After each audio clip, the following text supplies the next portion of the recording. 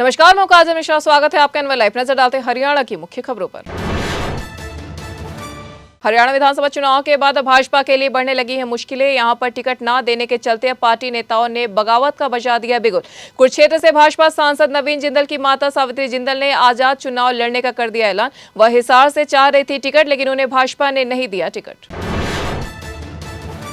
हरियाणा के बिजली मंत्री रणजीत चौटाला ने टिकट न देने पर छोड़ दी है भाजपा की 67 उम्मीदवारों की लिस्ट के बाद उन्होंने गुरुवार को समर्थकों से की मीटिंग, जहां रणजीत चौटाला ने कहा कि भाजपा हाईकमान ने मुझे डबवाली से चुनाव लड़ने के लिए कहा था, मगर मैं वहां से नहीं लड़ना चाहता। मैं इस समय छोड़ रहा हूं पार्टी और रानिया विधानसभा से ही 90% निर्दलीय ही लड़ूंगा चुनाव।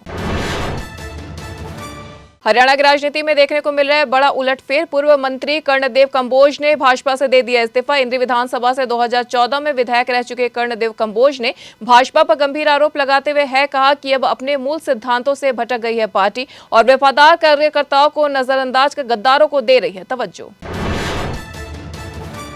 हरियाणा विधानसभा चुनाव में बीजेपी को हराने के लिए कांग्रेस ने जंबो गठबंधन प्लान कर लिया तैयार। इसके लिए कांग्रेस आम आदमी पार्टी के साथ करने जा रही है गठबंधन। इसके अलावा कांग्रेस सीपीआई, सीपीएम, एसपी और एनसीपी को भी साथ लाने की कर रही है तैयारी। टोहाना विधानसभा सीट से हाल ही में भाजपा में शामिल हुए देवेंद्र बबली को पार्टी ने टिकट देकर उतारा है चुनावी मैदान में। हालांकि इस फैसले से पार्टी के कई कार्यकर्ताओं में देखने को मिल रही है गहरी नाराजगी। विशेष रूप से सुभाष बराला के समर्थक इस निर्णय से है असंतुष्ट। उन्होंने विरोध जताते हुए भाजपा का जलाया झंडा और इसकी वीडियो बनाकर सोशल मीडिया पर कर दी वायरल।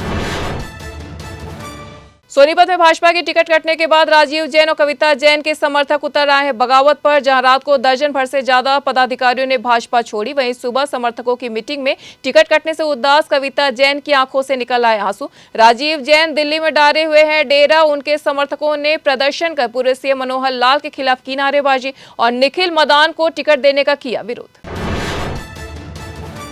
रोहतक की सुनारिया जेल में बंद है राम रहीम को 6 बार पैरोल व फरलो देने वाले पूर्व जेलर को बीजेपी ने दी है टिकट। बीजेपी ने दादरी से दंगल गर्ल बबीता फोगाट का टिकट काटकर सुनील सांगवान को उतारा है मैदान में। सुनील सांगवान जेल सुप्रिंटेंडेंट के पद से वीआरएस लेकर इसी हफ्ते भाजपा में हुए थे शामिल। कांग्रेस के सबसे बड़े क्षेत्र भूपेंद्र सिंह हुड्डा के गढ़ में भाजपा ने नए चेहरे पर दांव लगाकर चुनाव को बना दिया रोमांचक। रोहतक की 3 विधानसभा क्षेत्रों के लिए भाजपा ने जिन उम्मीदवारों के नाम का किया ऐलान, वे सभी इन सीटों पर पहली बार उतरेंगे चुनाव मैदान में। इनमें है 2 महिला उम्मीदवार जो पहले ही चुनाव जीतकर हासिल कर चुकी हैं बड़े पद। कांग्रेस आप गठबंधन की अटकलों के बीच केंद्रीय मंत्री और हरियाणा के पूर्व सीएम मनोहर लाल खट्टर ने दिया बयान कि इसमें कांग्रेस की झलकती है कमजोरी। कल तक न तो आप और न ही कांग्रेस एक दूसरे से गठबंधन के लिए थे तैयार। हम उनकी देख सकते हैं ताकत। जो कहते थे कि वे अपने दम पर लड़ेंगे चुनाव, वे अब 2 और पार्टियों के साथ कर रहे हैं गठबंधन।